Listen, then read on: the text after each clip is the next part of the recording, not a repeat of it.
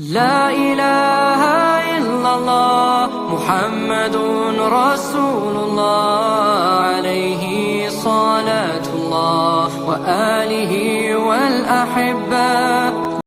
Saya akan meriwayatkan kepada Anda kisah yang sangat berkesan ini, seakan-akan Anda mendengarnya langsung dari lisan ibunya.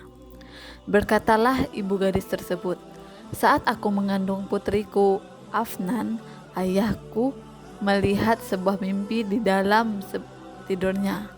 Ia melihat banyak burung pipit yang terbang di angkasa. Di antara burung-burung tersebut, terdapat seekor merpati putih yang sangat cantik. Terbang jauh meninggi ke langit.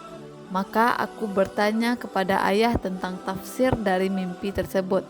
Maka ia menggambarkan kepadaku bahwa burung-burung pipit tersebut adalah anak-anakku, dan sesungguhnya aku akan melahirkan seorang gadis yang bertakwa." Ia tidak menyempurnakan tafsirnya, sementara aku pun tidak minta tafsir tentang takwil mimpi tersebut. Setelah itu aku melahirkan putriku, Afnan. Ternyata dia benar-benar seorang gadis yang bertakwa. Aku melihatnya sebagai seorang wanita yang salihah sejak kecil. Dia tidak pernah mau mengenakan celana, tidak juga mengenakan pakaian pendek. Dia akan menolak dengan keras, padahal dia masih kecil. Jika aku memakaikan rok pendeknya, maka ia mengenakan celana panjang di balik rok tersebut. Afnan senantiasa menjauh dari segenap perkara yang membuat murka Allah. Setelah dia menduduki kelas 4 SD, dia semakin menjauh dari segenap perkara yang membuat murka Allah. Dia menolak pergi ke tempat-tempat permainan atau pesta-pesta walimah. Dia adalah seorang gadis yang berpegang teguh dengan agamanya, sangat cemburu di atasnya, menjaga salat-salatnya dan sunnah-sunnahnya. Tatkala dia sampai SMP, mulailah dia berdakwah kepada agama Allah. Dia tidak pernah melihat sebuah kemungkaran kecuali dia mengingkarinya, dan memerintah kepada yang ma'ruf dan senantiasa memakai hijabnya. Permulaan dakwahnya kepada agama Allah adalah permulaan masuk Islamnya pembantu kami yang berkebangsaan Sri Lanka. Ibu Afnan melanjutkan ceritanya. Tatkala aku mengandung putraku, Abdullah, aku terpaksa memperkerjakan seorang pembantu untuk merawatnya saat kepergianku, karena aku adalah seorang karyawan. Ia beragama Nasrani. Setelah Afnan mengetahui bahwa pembantu tersebut tidak muslimah, dia marah dan mendatangiku seraya berkata, "Wahai Umi, bagaimana dia akan menyentuh pakaian-pakaian kita, mencuci piring-piring kita, dan merawat adikku, sementara dia adalah wanita kafir? Aku siap meninggalkan sekolah dan melayani kalian selama 24 jam, dan jangan menjadikan wanita kafir sebagai pembantu kita." Aku tidak memperdulikannya, karena memang kebutuhanku terhadap pembantu tersebut amat mendesak. Hanya 2 bulan setelah itu, pembantu tersebut mendatangiku dengan kegembiraan seraya berkata, "Mama, aku sekarang menjadi seorang muslimah karena jasa Afnan yang terus mendakwahiku. Dia telah mengajarkan kepadaku tentang Islam." Maka aku pun sangat bergembira mendengar kabar baik ini. Saat Afnan duduk di kelas 3 SMP, pamannya memintanya hadir dalam pesta pernikahannya. Dia meminta Afnan untuk hadir, jika tidak, maka dia tidak akan ridha kepadanya sepanjang hidupnya. Akhirnya Afnan menyetujui permintaannya setelah ia mendesak dengan sangat, dan juga karena Afnan sangat mencintai pamannya. Afnan bersiap untuk mendatangi pernikahan itu. Dia mengenakan sebuah gaun yang menutupi seluruh tubuhnya. Dia adalah gadis yang sangat cantik. Setiap orang yang melihatnya akan terkagum-kagum dengan kecantikannya. Semua orang kagum dan bertanya-tanya, "Siapa gadis ini? Mengapa engkau menyembunyikannya dari kami selama ini?" Setelah menghadiri pernikahan pamannya, Afnan terserang kanker tanpa kami ketahui. Dia merasakan sakit yang teramat sakit pada kakinya. Dia menyembunyikan rasa sakit tersebut dan berkata, "Sakit ringan di kakiku." Sebulan setelah itu dia menjadi pincang. Saat kami bertanya kepadanya, dia menjawab, "Sakit ringan akan segera hilang insya Allah." Setelah itu dia tidak mampu berjalan, kami pun membawanya ke rumah sakit. Setelah pemeriksaan dan diagnosa yang sudah semestinya, di dalam salah satu ruangan di rumah sakit tersebut, sang dokter berkebangsaan Turki mengumpulkan ayahnya dan pamannya. Hadir pula pada saat itu seorang penerjemah dan seorang perawat yang bukan muslim. Sementara Afnan berbaring di atas ranjang. Dokter mengabarkan kepada kami bahwa Afnan terserang kanker di kakinya dan dia akan memberikan 3 suntikan kimiawi yang akan merontokkan seluruh rambut dan alisnya. Aku pun terkejut dengan kabar ini. Kami duduk menangis. Adapun Afnan saat dia mengetahui kabar tersebut, dia sangat bergembira dan berkata, "Alhamdulillah, alhamdulillah, alhamdulillah." Aku pun mendekatkan dia di dadaku sementara aku dalam keadaan menangis. Dia berkata, "Wahai Umi, alhamdulillah. Musibah ini hanya menimpaku, bukan menimpa agamaku." Dia pun bertahmid memuji Allah dengan suara keras, sementara semua orang melihat kepadanya dengan tercengang. Aku merasa diriku kecil, sementara aku melihat gadis kecilku ini dengan kekuatan imannya dan aku dengan kelimpahan imanku. Setiap orang yang bersama kami mengatakan sangat terkesan dengan kejadian ini dan kekuatan imannya.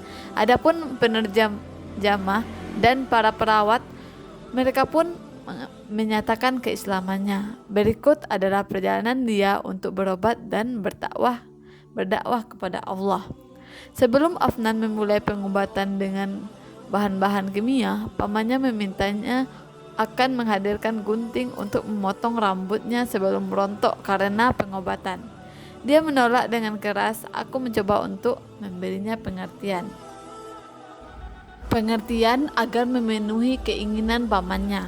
Akan tetapi dia menolak dan bersikukuh seraya berkata, "Aku tidak ingin terhalangi dari pahala bergugurannya setiap helai rambut dari kepalaku." Aku, suamiku, dan Afnan pergi untuk yang pertama kalinya ke Amerika dengan pesawat terbang. Saat kami sampai di sana, kami disambut oleh seorang dokter wanita Amerika yang sebelumnya pernah bekerja di Saudi selama 15 tahun. Dia bisa berbicara bahasa Arab. Saat Afnan melihatnya, dia bertanya kepadanya, "Apakah engkau seorang muslimah?" Dia menjawab, "Tidak." Afnan pun meminta kepadanya untuk mau pergi bersamanya menuju ke sebuah kamar yang kosong. Dokter wanita pun membawanya ke salah satu ruangan. Setelah itu, dokter wanita itu kemudian mendatangiku sementara kedua matanya telah terpenuhi linangan air mata. Dia mengatakan bahwa sesungguhnya sejak 15 tahun dia di Saudi, tidak pernah seorang pun mengajaknya kepada Islam, dan di sini datang seorang gadis kecil yang mendakwahinya.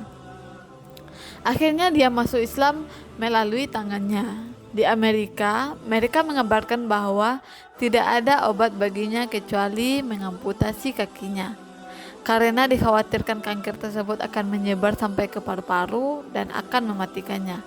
Akan tetapi Afnan sama sekali tidak takut terhadap amputasi. Yang dia khawatirkan adalah perasaan kedua orang tuanya. Pada suatu hari, Afnan berbicara dengan salah satu temanku melalui Messenger. Afnan bertanya kepadanya, "Bagaimana menurutmu? Apakah aku akan menyetujui mereka untuk mengamputasi kakiku?" Maka dia mencoba untuk menenangkannya dan bahwa mungkin bagi mereka untuk memasang kaki palsu sebagai gantinya. Maka Afnan menjawab dengan satu kalimat, "Aku tidak memperdulikan kakiku. Yang aku inginkan adalah mereka meletakkanku di dalam kuburku sementara aku dalam keadaan sempurna." Temanku tersebut berkata, "Sesungguhnya setelah jawaban Afnan, aku merasa kecil di hadapan Afnan. Aku tidak memahami sesuatu pun. Seluruh pikiranku saat itu tertuju kepada bagaimana dia nanti akan hidup. Sedangkan pikirannya lebih tinggi dari itu, yang bagaimana nanti dia akan mati. Kami pun kembali ke Saudi. Setelah kami amputasi kaki Afnan dan tiba-tiba kanker telah menyerang paru-paru. Keadaannya sungguh membuat putus asa karena mereka meletakkannya di atas ranjang dan di sisinya terdapat sebuah tombol. Hanya dengan menekan tombol tersebut maka dia akan disuntik dengan jarum bius dan jarum infus. Di rumah sakit tidak terdengar suara azan dan keadaannya seperti orang yang koma. Tetapi hanya dengan masuknya waktu salat dia terbangun dari komanya. Kemudian meminta air, kemudian wudhu dan sholat, tanpa ada seorang pun yang membangunkannya. Di hari-hari terakhir Afnan, para dokter mengabari kami bahwa tidak ada gunanya lagi ia di rumah sakit. Sehari atau 2 hari lagi ia akan meninggal. Maka memungkinkan bagi kami untuk membawanya ke rumah. Aku ingin dia menghabiskan hari-hari terakhirnya di rumah ibuku. Di rumah dia tidur di sebuah kamar kecil. Aku duduk di sisinya dan berbicara dengannya. Pada suatu hari, istri pamannya datang menjenguk. Aku katakan bahwa dia berada di dalam kamar sedang tidur. Ketika dia masuk ke dalam kamar, dia terkejut kemudian menutup pintu. Aku pun terkejut dan khawatir terjadi sesuatu pada Afnan. Maka aku bertanya kepadanya, tetapi dia tidak menjawab. Maka aku tidak mampu lagi menguasai diriku. Aku pun pergi kepadanya saat aku membuka kamar. Apa yang kulihat membuatku tercengang. Saat itu lampu dalam keadaan dimatikan. Sementara wajah Afnan memancarkan cahaya di tengah kegelapan malam. Dia melihat kepadaku kemudian tersenyum. Dia berkata, "Umi, kemarilah, aku mau menceritakan sebuah mimpi yang telah kulihat." Kukatakan mimpi yang baik insya Allah. Dia berkata, "Aku melihat diriku sebagai pengantin di pernikahanku. Aku mengenakan gaun berwarna putih yang lebar. Engkau dan keluargaku, kalian semua berada di sekelilingku. Semuanya berbahagia dengan pernikahanku kecuali engkau, Umi." Aku bertanya kepadanya, "Bagaimana menurutmu tentang tafsir mimpimu tersebut?" Dia menjawab, "Aku menyangka bahwasanya aku akan meninggal dan mereka semua akan melupakanku dan hidup dalam kehidupan mereka dalam keadaan bahagia kecuali engkau, Umi. Engkau terus mengingatku dan bersedih atas perpisahanku." Benarlah apa yang dikatakan Afnan. Aku sekarang ini saat aku menceritakan kisah ini, aku menahan sesuatu yang membakar dari dalam diriku. Setiap kali aku mengingatnya, aku pun bersedih di atasnya. Pada suatu hari, aku duduk dekat dengan Afnan. Aku dan ibuku saat itu, Afnan berbaring di atas ranjangnya. Kemudian dia terbangun. Dia berkata, "Umi, mendekatlah kepadaku, aku ingin menciummu." Maka dia pun menciumku. Kemudian dia berkata, "Aku ingin mencium pipimu yang kedua." Aku pun mendekat kepadanya dan dia menciumku. Kemudian kembali berbaring di atas ranjangnya. Ibuku berkata kepadanya, "Afnan, ucapkan la ilaha illallah." Maka dia berkata, "Asyhadu an la ilaha illallah." Kemudian dia menghadapkan wajah ke arah kiblat dan berkata, "Asyhadu an la ilaha illallah." Dia mengucapkan sebanyak 10 kali. Kemudian dia berkata, "Asyhadu an la ilaha illallah wa asyhadu anna Muhammadar Rasulullah." Dan keluarlah rohnya. Maka kamar tempat dia meninggal di dalamnya dipenuhi aroma minyak kasturi selama 4 hari. Aku tidak mampu untuk tabah. Keluargaku takut akan terjadi sesuatu terhadap diriku. Maka mereka pun meminjaki kamar tersebut dengan aroma lain, sehingga aku tidak bisa lagi mencium aroma Afnan. Dan tidak ada lagi yang akan bisa kukatakan kecuali Alhamdulillahirobbilalamin. Sumber kiblati.com.